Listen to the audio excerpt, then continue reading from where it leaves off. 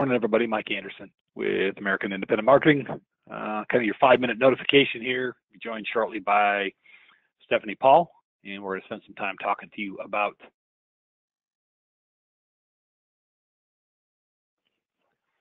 all right, let's go ahead and get the show on the road. I'm here. Stephanie's here. Steph, say good morning.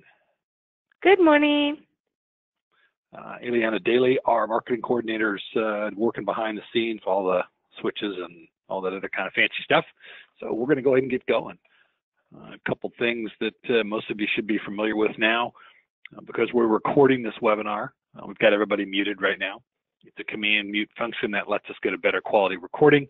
We will push all questions downstream to the end, but we will address those. And of course, we will archive this recording and get it posted onto the YAIM website later this afternoon. Next up on the webinar calendar, September 11th, we've got a presentation on AIG's final expense product. We had to reposition this one after some technical problems last time. Anthony Satadine and Paul Gonzalez from AIG will be with us there on September 11th. So let's go ahead and get going. Talking about long-term care, reasons that you out in the field should not be afraid of getting that long-term care conversation going with clients and prospects. Over the course of the next half hour or so, these are some of the things that we're going to take a look at. Why long-term care matters, and it does a lot. Not maybe as complicated as people have led themselves to believe. Maybe it's not as complicated as you've led yourself to believe. It's a choice that everybody needs to at least consider, and it is far more affordable than what people are luring themselves, if you will, or getting themselves set up to believe. We're going to take a look at and hopefully dismiss some myths regarding long-term care, and all along the way, we want to try to focus on the positive aspects of this. We want to focus on the idea that you've got the chance when you're working with these prospects and with these clients to do something that will be really meaningful to them as they get a little bit older. So we're going to go ahead and get started here. Stephanie's going to talk first about this idea. One of the ideas about why clients aren't buying. Thanks, Mike. You know, we as an industry, we feel that the biggest thing why we're not talking about it is us, the agents, they quit talking about it. Answer this one question for yourself. When was the last time you asked a client about long-term care? If it wasn't this week or last week, why not? Why aren't you asking for that? If they have that, what their plan is.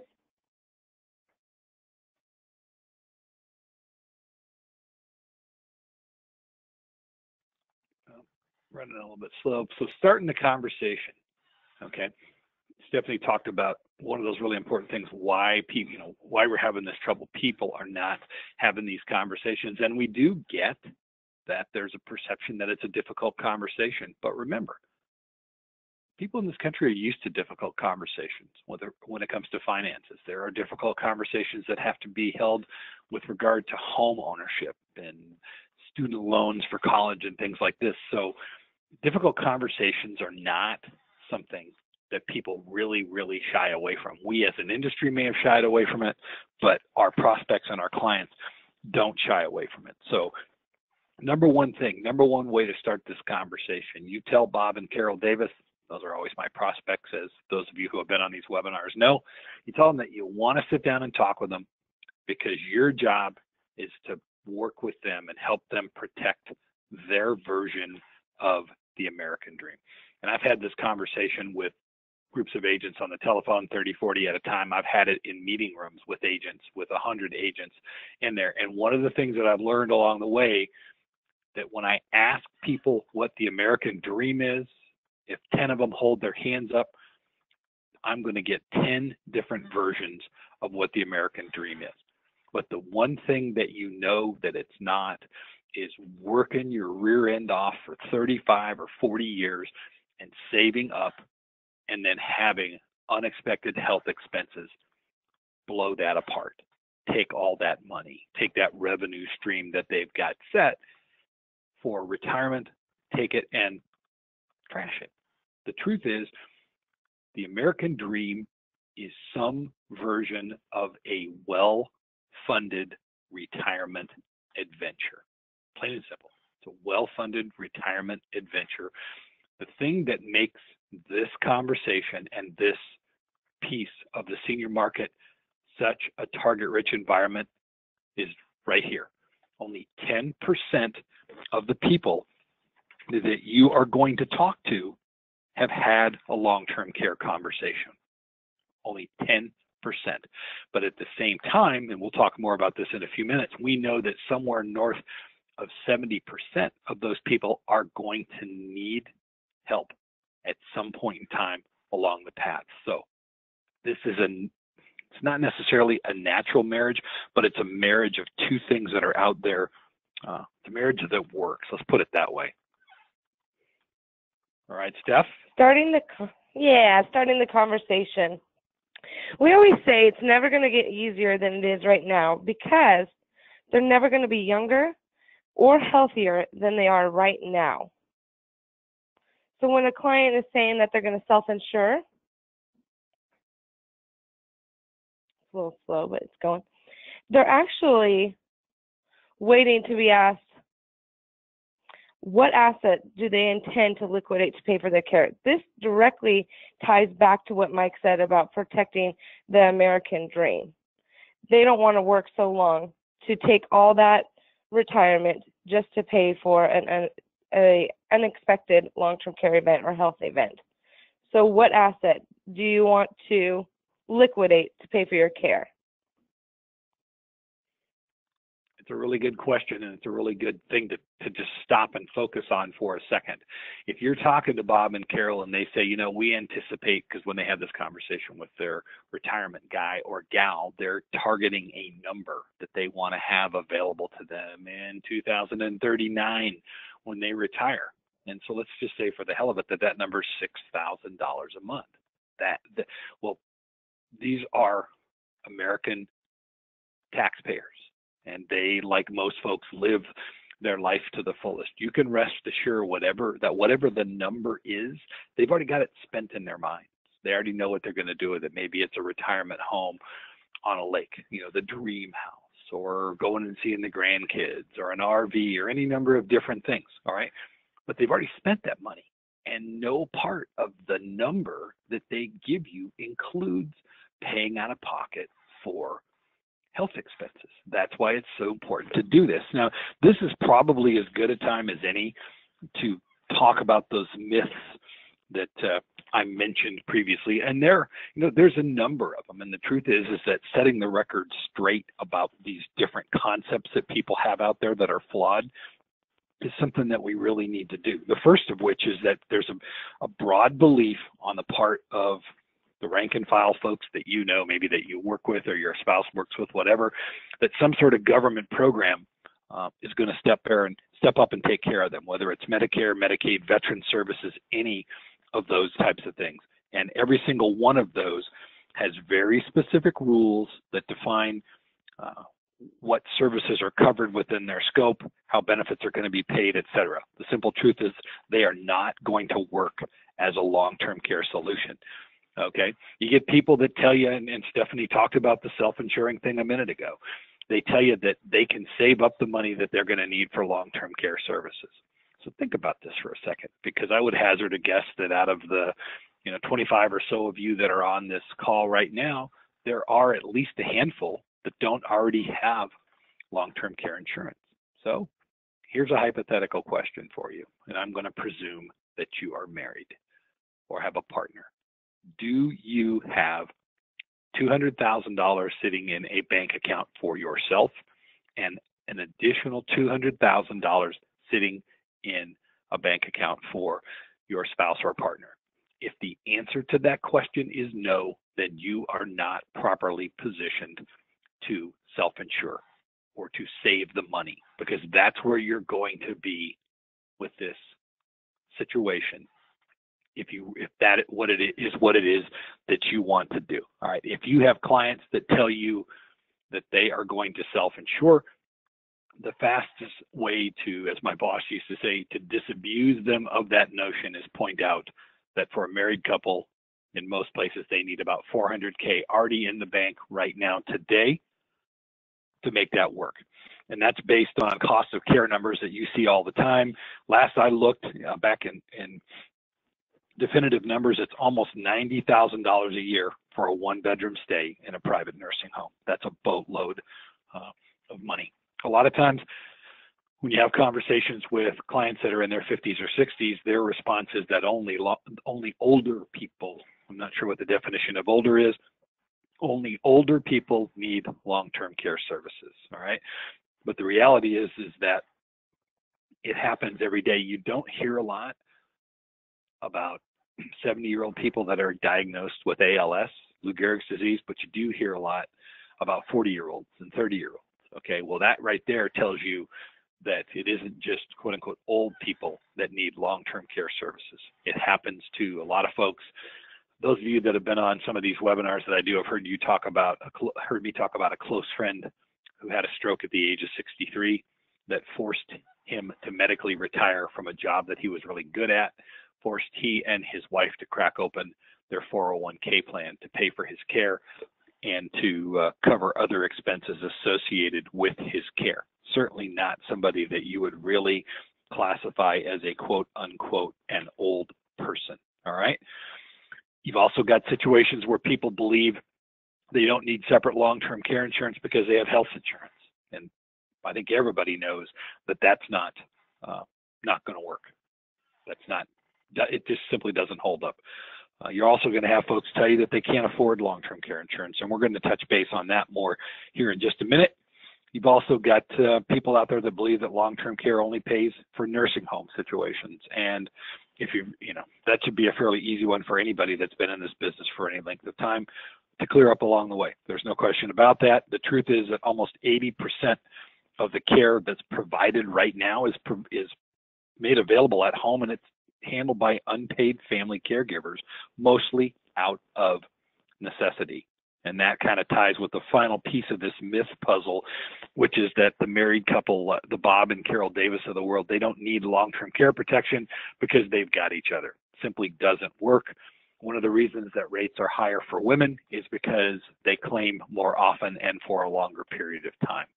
The reason that they claim more often and for a longer period of time is because they've taken care of their partner, their husband, and that person is no longer with us, and now they have worn themselves down physically, that they are no longer able to take care of themselves. So, all right, so that's the myths, and that's how to dismiss them. All right, so keeping this conversation simple, long-term care solutions aren't complicated by any stretch of the imagination. When you boil it down to its simplest element, long-term care provides a revenue stream when your clients need it to pay for their care. The beauty of it is they can make a determination based on their particular circumstances how much of this revenue stream it is that they need. All right, we know that the anticipated total cost is probably right around $200,000. They can make a determination as to how much of that they want to handle themselves, how much of it they want to offload to an insurance company, to a company that specializes in warehousing risk, and that's really what insurance companies do. And there's a lot of negative stuff going on out there, but this negative stuff is the type of thing that you can actually turn and use in your favor, right, Steph? Oh, yes. Just like Mike had said, the long-term care you need right around $200,000. And clients don't have to protect themselves from the entire storm. You want to just let your clients know. You want to shield yourself from some of the storm. A part of the storm is better than standing in the storm and having no umbrella. So we always say that if a clients are looking for long-term care, it's honestly a penny on the dollar. You look at a client, you say, okay, you want $150,000 in care. The cost is right around $1,500 a year. So you have a husband and wife, $300,000 in care, $3,000 a year.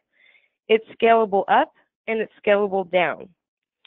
When they have a rate increase down the road, then it's going to be 2 pennies on a dollar. Still a great deal. The best investment for long-term care is a traditional long-term care policy. Always has been, always will be.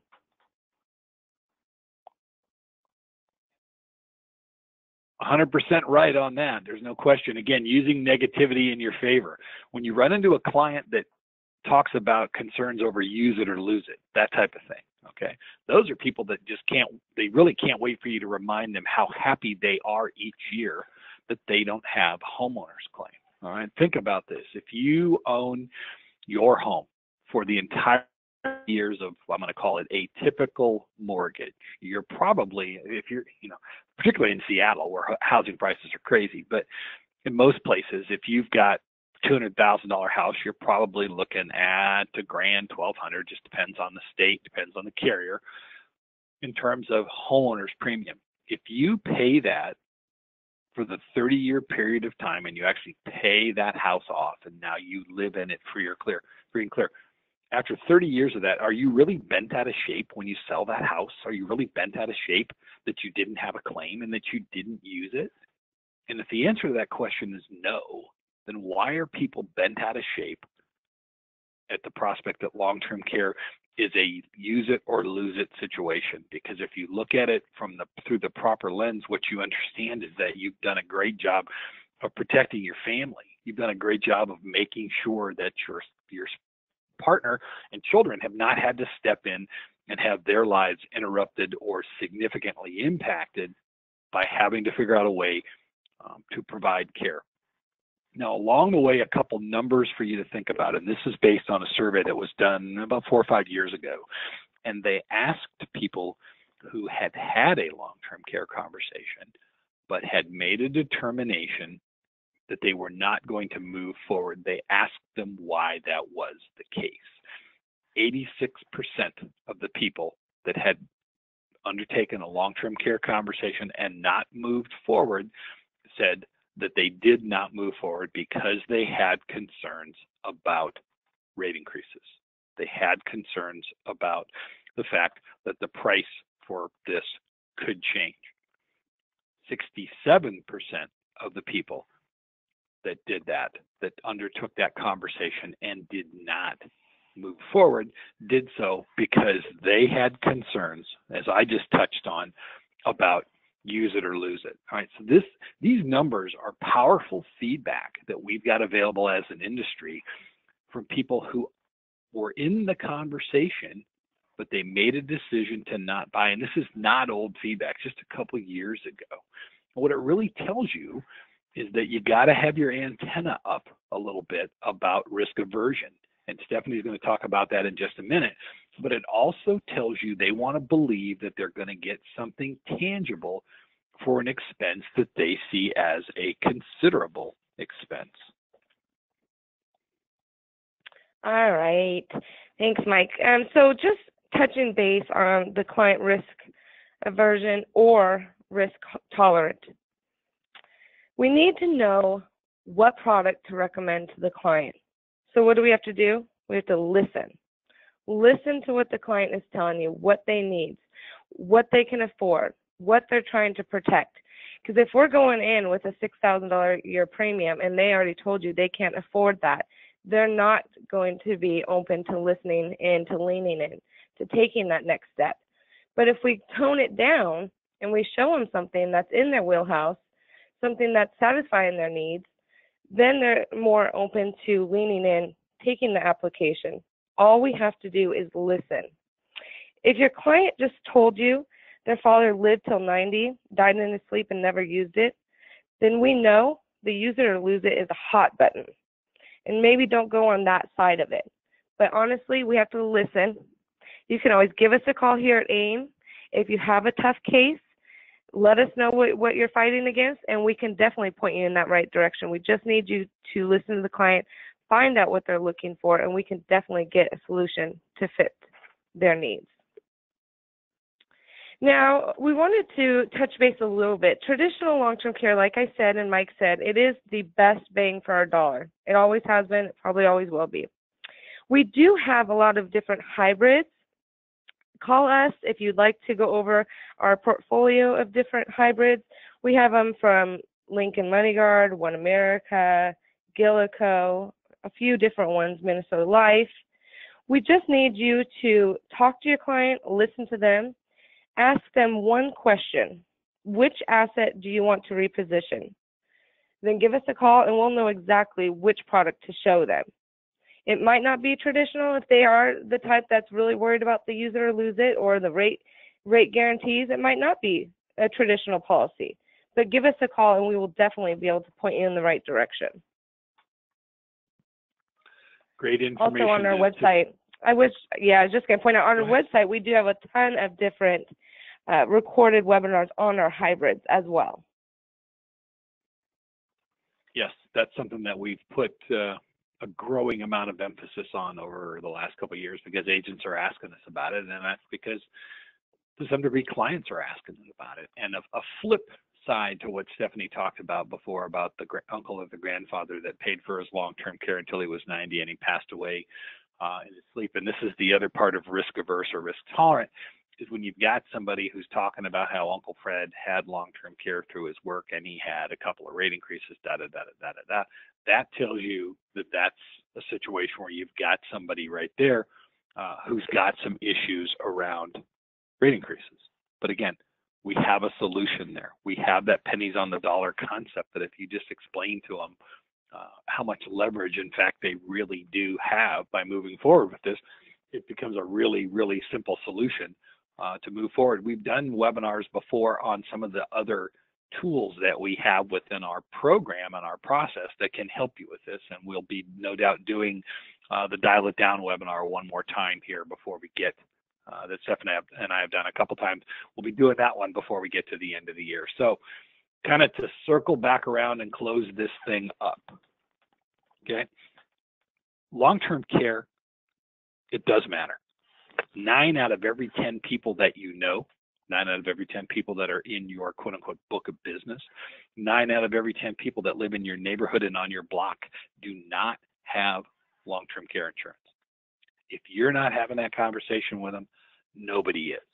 And at the very minimum, all you're doing is asking them to stop for a minute and consider whether they want to take steps that you could help them take to protect that American dream.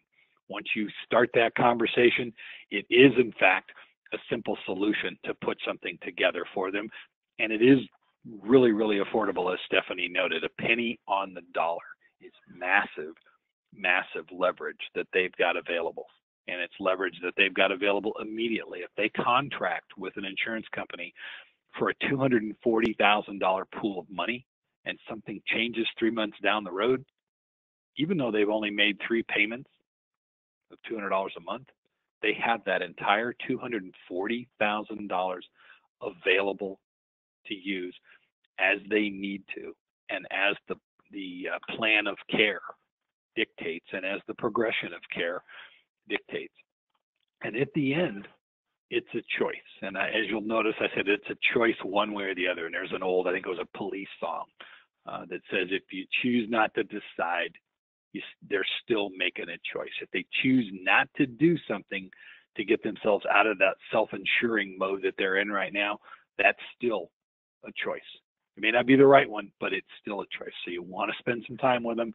You want to talk to them about it and make sure that, that they really understand what it is that they're doing. So quick reminder before we go into Q&A mode here, our next webinar, which is our AIG final expense webinar, that'll be Anthony Satadine and Paul Gonzalez from AIG, and that will be on Wednesday, September 11th, as is always the case, at 9 o'clock. So, all right, let's go ahead and open this up for questions. As we always do, going to ask you that if you're not going to have questions, that you go ahead and mute yourselves so we don't have dogs barking and tea kettles whistling and that sort of thing. So, got everybody unmuted? Go ahead and fire away with questions.